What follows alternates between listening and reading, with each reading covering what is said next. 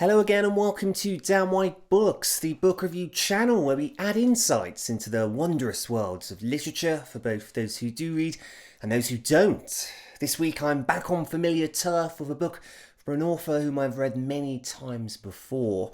Today I'm reviewing Bag of Bones by Stephen King.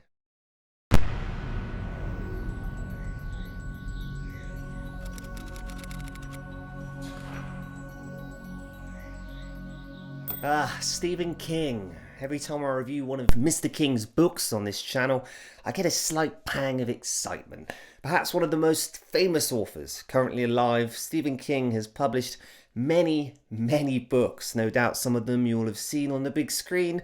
But have you heard of Bag of Bones? Admittedly, I'm running out of well-known Stephen King books to review.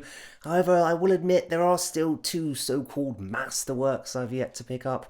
They are on my bookshelf though. Well, one is. The other one was lent out and never returned.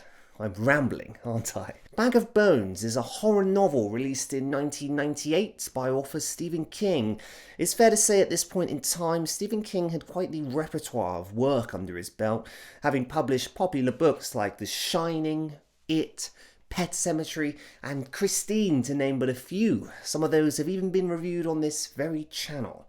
Bag of Bones is written in a first-person narrative and follows a successful author named Mike Noonan. Mike finds himself at a loss after the sudden death of his wife Jo. Along with this tragedy, Mike's gifted talent to write popular thriller books has vanished. The very thought of attempting to write one makes him feel unwell. While Mike struggles to even open the office application on his computer, it's his nightmares that truly plague him. As he lays down to sleep, he's taken back to the summer house in TR90 where he and his wife Jo once spent many a gleeful day together. In the dream, or should I say nightmare, he's haunted by a shadowy figure that chases him. Stranger still, the nightmare feels far closer to reality than any one man would like. After 4 years since the death of his wife, Mike ventures back to the summer house in TR90 in Maine, a log house known as Sarah Laughs that sits right on the lake. And as I'm sure you can imagine, this house has many a surprise in store. As the vast majority of my book reviews, including this one, are spoiler-free, we won't be diving much further. To set the backdrop though, this story has classic horror vibes written all over it. A man visits a haunted house alone and must deal with whatever plagues the place. You've probably heard that trope a dozen times before. It would be easy to think the story was verging into the category of cliché, but no. Stephen King certainly borrows from the overdone formula, but he doesn't allow his work to live in it.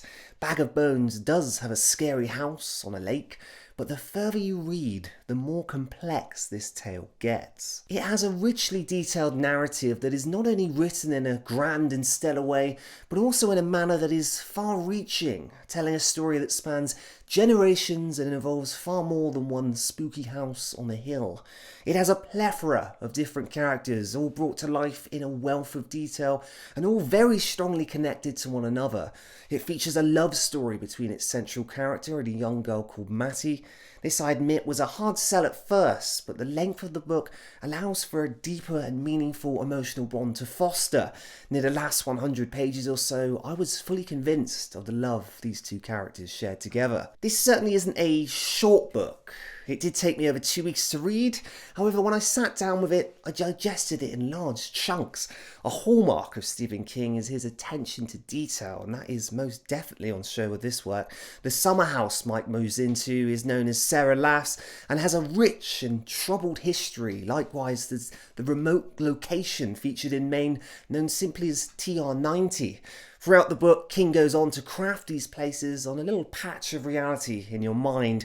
When you're lost in the words of a good Stephen King book, not even a film can conjure up the beauty and often the terror that ebbs throughout.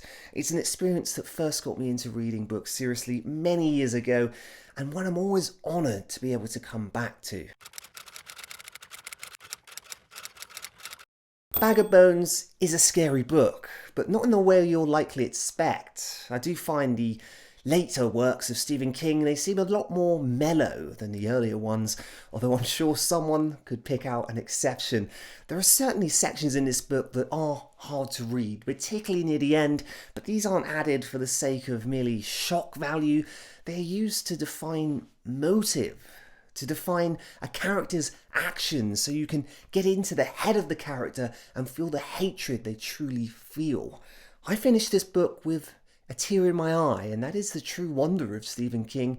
You can be crapping your pants one minute and crying the next, and it sounds so silly, but it's so true. The characters in a good Stephen King work are people you feel you know on a personal level, and that can make you both feel tremendously happy and tremendously sad. So my friends, with all things considered, I would rate this book a 90 out of 100, and I would certainly recommend it. If you like this book review, please subscribe to my channel, and if you'd like to find any more information about the books featured, including the book I'm reading next week, which I will discuss in a minute, please see the video description below, where you'll be seeing information about this book, Bag of Bones, and next week's read, which will be Dark Matter by Blake Crouch, another book by Blake Crouch. This is meant to be his best one, so I'm quite excited to read that one. If you'd like to read that along with me, come here in 9 days to 2 weeks. I'm thinking I can get through that one quicker. It's a lot shorter, and we will review the book together. Again, if you like this content, please subscribe and please tell me your own thoughts. This is an older Stephen King work, so you may have read it many years ago. How does it feel after all this time has passed? Is it still a great book to you, or did you not enjoy this book? It's one of his lesser known works, but I felt it was certainly just as impactful. My friends, thank you very much for spending some time and watching this book review. I will see you here again soon. Bye bye.